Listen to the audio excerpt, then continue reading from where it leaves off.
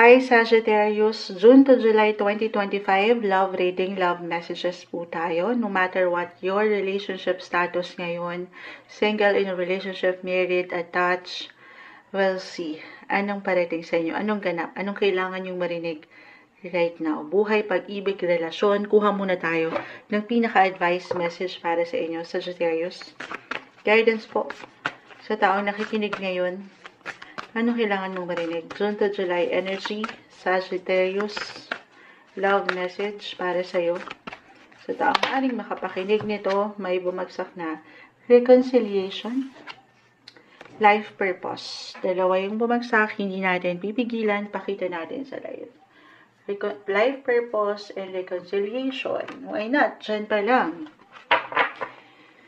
Merong magbabalik, merong babalik, merong mag-aayos. Kahit sa simpleng pakiramdam, life purpose, kita nyo may papuno. Lalo ko nga angat yung talagang hangarin ng taong ito or mo, reversal tayo. Pwedeng higitong mag-apply sa'yo or sa isang tao sa iyong buhay. Ito ay unti-unti na pwedeng mag-grow, pwedeng mag-bloom, pero merong pwedeng umangat na life lessons learned in life. Parang ganon. Merong aangat na realizations or conclusions. We'll see. Clarify natin bakit ito ang bumagsak sa'yo. Sagittarius message. June to July energy. Guidance po para sa mga Saggi. Sa taong nakikinig ngayon. Love message po. Buhay, pag-ibig, relasyon. Sagittarius. Guidance para sa taong ito. Sagittarius, mensaheng gabay for you. Guidance message. Parang dyan pa lang. Ayan. Uy, may bumagsak na. Okay. Sagittarius, sa taong maaaring makapakinig nito. Guidance advice will be straightforward, hopefully. Medyo mailap ngayon ang ilang sitwasyon. Kanina pa bumabagsak si Knight of Wands. Ayun na. May ilang reversal card, Sagittarius, pero hindi po ibig sabihin agad ay hindi na okay. Meron lang po itong kalakip na mensahe. The Nine of Pentacles, reverse. The Wheel of Fortune is in reverse. Then 9 and 10 actually. 10 of Pentacles. Both are in reverse. Knight of Wands. This one is in reverse. Sabi ko sa inyo, the Ace of Cups. Ito na yun. Ito ang nag-iisang upright. About romance, love, new beginnings, new potential, new person, new positive possibilities, new connection, new love interest.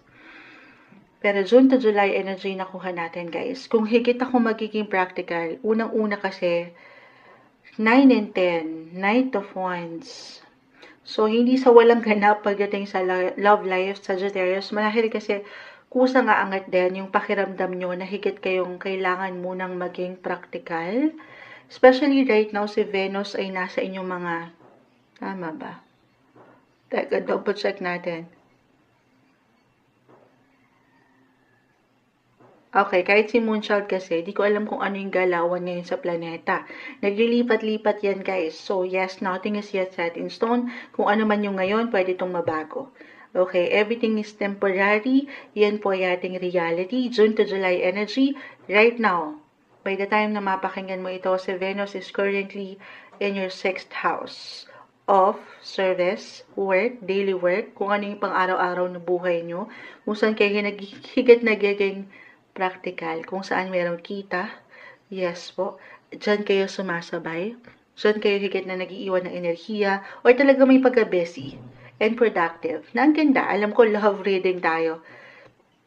But anyway, hindi sa walang ganap, pero maaring na-occupy or nahihila yung enerhiya nyo sa mas practical.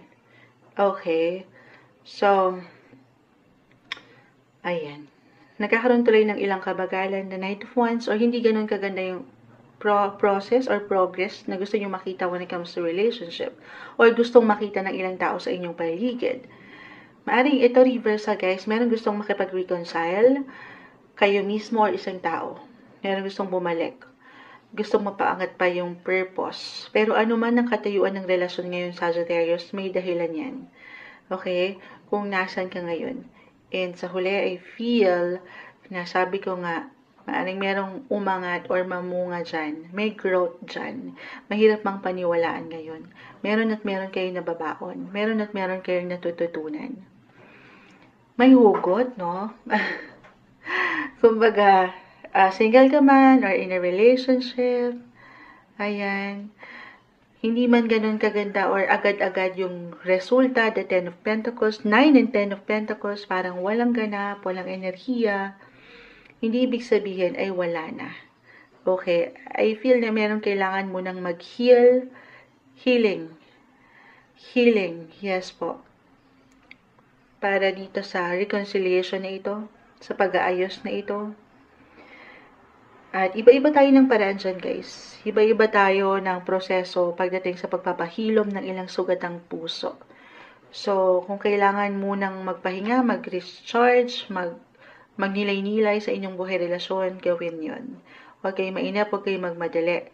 Or kung kailangan nyo munang ma-divert yung mga isipan nyo sa mas practical, kagaya ng aking naiwan, gawin yon. Kung saan kayo higit na kahit paano ay magiging mas positive. Kasi I will be honest, along with your other cards, parang hindi umaayon sa inyo yung ilang kagustuhan nyo sana. Kasi hinihila kayo ng ilang transformasyon na ito o ng ilang changes. The wheel, guys, kahit ito ay in reverse, umiikot yan. The tables will turn para sa inyo. Pero sasabay lang kayo. Minsan hindi umaayon ang mundo. Pero timing, divine timing para sa mga bago or pagbabago or new connection ba ito, new relationship, renewal, reconciliation. May pag-aayos pa ako nakikita. If ever may pagtatanong kayo or may tanong sa inyong mga puso o kung maayos pa ba kayo, meron pang chance. Pero sa ngayon, I will be honest, medyo malabo. So, sabay lang kayo. Huwag kayong ma-stuck. Sabay kayo sa ikot ng mundo. Iikot yan. Basta andyan yung hangarin na sa puso nyo ay merong progreso. Gaano man kabagal ito. Alam ko may hugot talaga, pero focus muna sa palagay nyo ay mahalaga. Oo, parang ganun eh. At susunod na dyan eh. Okay, kapag yung puso nyo ay maayos naman, balance, andito yung purpose, trabaho man, pera, susunod na rin dyan yung magandang flow pagdating sa relationship. So, wag mainip, wag magmadali. Parang ganun yung pinaka-energy sa Sagittarius. At alam ko naman, as a Sagittarius, very flexible sign kayo. Sasabay lang kayo sa agos ng mundo. Yan yung pinaka-advice. Let go. Okay, let go of worries, let go of control, and let things flow naturally pagdating sa inyong buhay, relasyon. And be open still. Kung andyan yung pagiging ready naman na, still be open sa ilang possibility to connect, communicate, may bago pa. Okay, hindi natatapos sa isang hindi kagaanan ng inyong buhay pag-ibig. Everything is temporary. Focus muna sa mas practical ngayon. Ito yung umaangat na guidance, messages, love reading para sa inyo, Sagittarius.